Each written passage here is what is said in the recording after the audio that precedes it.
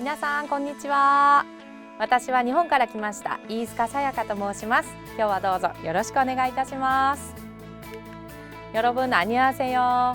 저는 일본에서 온 이이즈카 사야카입니다.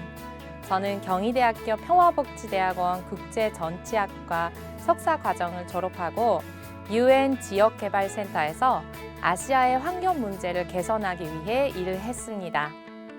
현재는 다문화의 교육, 세계시민교육 간사로서 다양한 문화와 만나는 즐거움을 전하기 위해 열심히 활동을 하고 있습니다.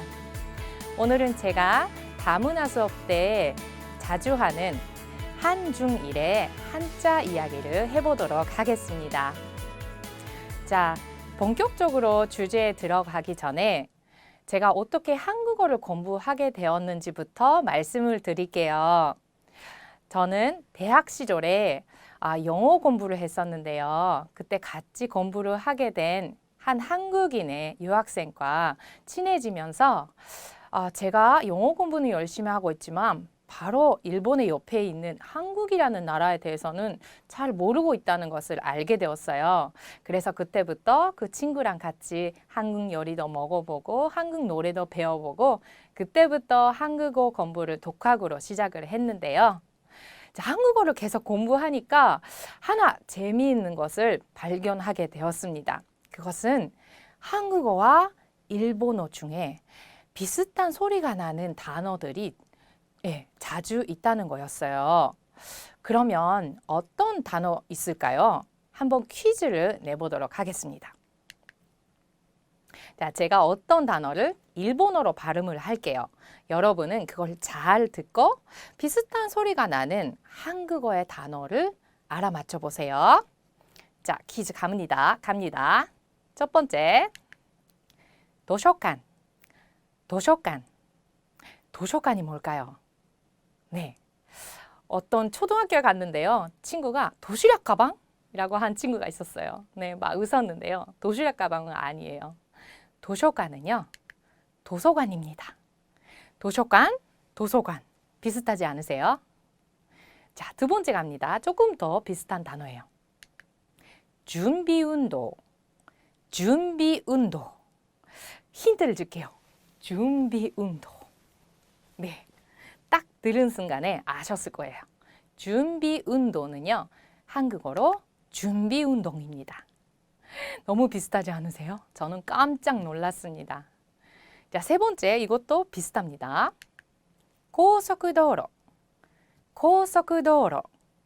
고속도로가 뭘까요? 네, 이것도 소리가 비슷해서 금방 아셨을 거예요. 고속도로입니다. 고속도로가 고속도로인 거죠. 자, 왜 이렇게 일본어와 한국어의 그 단어가 이렇게 소리가 비슷할까요? 네, 그것은 일본도 한국도 같은 한자어를 공유하기 때문입니다. 자, 도서관 같은 단어는 같은 한자를 쓰는데요.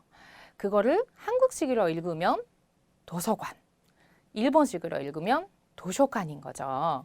일본어도 한국어도 한 60% 정도가 한자어로 이루어져 있다고 하는데요. 그러면 한자어의 한자 어디서 왔을까요? 네, 맞습니다. 잘 아시겠죠? 중국에서 왔어요.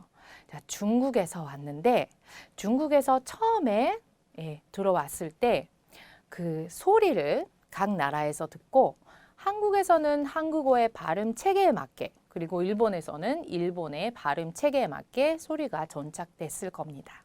그래서 지금도 이렇게 비슷한 소리가 많이 남아있는 것 같습니다. 자, 중국, 한국, 일본 이렇게 세 나라는 같은 한자라는 문화를 공유하는 한자 문화권에 있는데요. 그 세 나라의 한자를 한번 비교해 볼게요. 한중일의 한자의 비교인데요. 이 세 가지 중에 한국의 한자는 어디에 있을까요? 네, 맞습니다. 제일 왼쪽에 있는 것이 한국의 예술이라는 한자입니다. 그 옆에 가운데는요, 중국의 예술이라는 글자고 발음은 예슈라고 한대요. 자, 남은 한 가지는 일본의 예술이라는 글자. 발음은 게이주츠. 라고 합니다. 자, 이 세 가지 글자를 비교하니까 어때요? 한국 글자 제일 복잡하지 않으세요? 네, 제일 복잡하고 획수도 엄청 많네요. 그 반면에 중국의 글자는요, 굉장히 쉬워 보이네요. 일본은 그 중간인 것 같아요. 자, 사실 이 세 가지 중에 정통적인 한자의 모습을 유지하고 있는 것은 한국의 한자예요. 일본도 중국도 옛날에는 이 한국이 쓰는 예술이라는 복잡한 한자를 사용했었습니다. 한국은 한글을 주로 사용하기 때문에 옛날에 있는 한자가 그냥 그대로 남아있는 것 같고요. 중국은 어때요? 중국은 한자만 쓰는 나라입니다. 굉장히 복잡한 한자를 이렇게 바쁜 현대사회에 모든 사람들이 쓸 수 있을까요? 중국도 중국 정부가 1950년대에 많이 쓰는데 복잡한 한자를 골라서 약자를 만들었어요. 그래서 그때부터 이렇게 쉬운 약자를 쓰고 있습니다. 일본도 고유의 글자인 히라가나와 가타카나가 있는데요. 그거와 같이 한자도 굉장히 많이 사용하고 있습니다.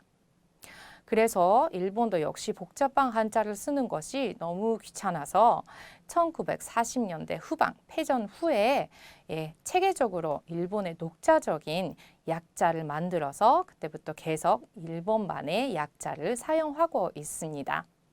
세 나라의 한자의 모양새가 다른 이유 이제 아시겠죠? 그럼 다음에 다른 한자어를 비교해 볼게요. 네, 여기에 있는 한자 뭐라고 있는지 아세요? 무슨 뜻일까요? 네, 이거 좀 더 쉬울 것 같아요. 맞아요. 애인이라는 한자입니다. 자, 한국의 애인, 중국의 애인, 일본의 애인 글자를 비교하면 어떻게 보여요? 네, 맞습니다. 한국어와 일본어의 애인이 똑같은 한자예요. 중국만 그 사랑 애자를 약자로 쓰고 있네요. 인이라는 한자는 너무 쉬운 거라서 세 나라가 똑같이 쓰고 있고요. 자, 왜 제가 이 애인이라는 그 단어를 골랐을까요? 그 이유는요, 이 세 나라에 같은 애인이라는 글자이지만 뜻이 다르기 때문이에요. 자, 어떤 뜻이 있는지 볼까요? 자, 여러분 잘 아시는 한국어의 애인, 잘 아시죠? 사랑하는 사람이에요. 여자친구, 남자친구, 그리고 사귀는 사람을 애인이라고 하지요. 좋은 뜻이기도 하네요. 자, 중국의 애인, 어떤 뜻일까요? 발음은요, 아이렌이라고 한대요. 자, 이 뜻은요, 배우자라는 뜻이래요. 아내 혹은 남편을 아이렌이라고 한대요. 자, 일본은 어떨까요? 놀라지 마세요. 일본엔 아이진라고 발음을 하는데 이거는 불륜상대를 나타납니다. 자, 불륜상대예요. 네. 자, 여러분 이 뜻이 다르다는 것을 모르고 자, 나는 여자친구, 남자친구가 있다고 중국에 가서 얘기를 한다고 생각해요. 나는 애인이 있어. 아이렌이 있어. 라고 하면 너 결혼했구나. 라고 오해할 수도 있고요.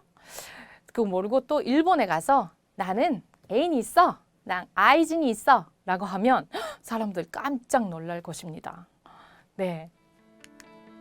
이렇게 오늘은 중국, 한국, 일본의 한자를 비교해 봤는데요. 어땠나요? 재미있었나요? 문화는 이렇게 같이 함께 보니까 더 재미있는 것 같고요. 그리고 나의 문화와 다른 문화를 대조해서 알 수 있다는 것은 결국은 나의 문화를 더 깊이 이해할 수 있는 기회이기도 합니다. 그래서 저는 다문화 이해 교육을 할 때는요, 이렇게 나의 자국, 단순히 나의 모국인 일본 문화를 소개하는 거에 끝이지 않고 일본의 문화를 많이 영향을 준 한국 문화, 중국 문화, 그리고 또 다른 다양한 문화와의 연결고리를 찾아서 비교하면서 같이 보는 식으로 강의를 하고 있습니다. 비교하니 더 재미난 문화 이야기, 저랑 같이 배워보실래요? 다음에 또 만나요. 사요나라.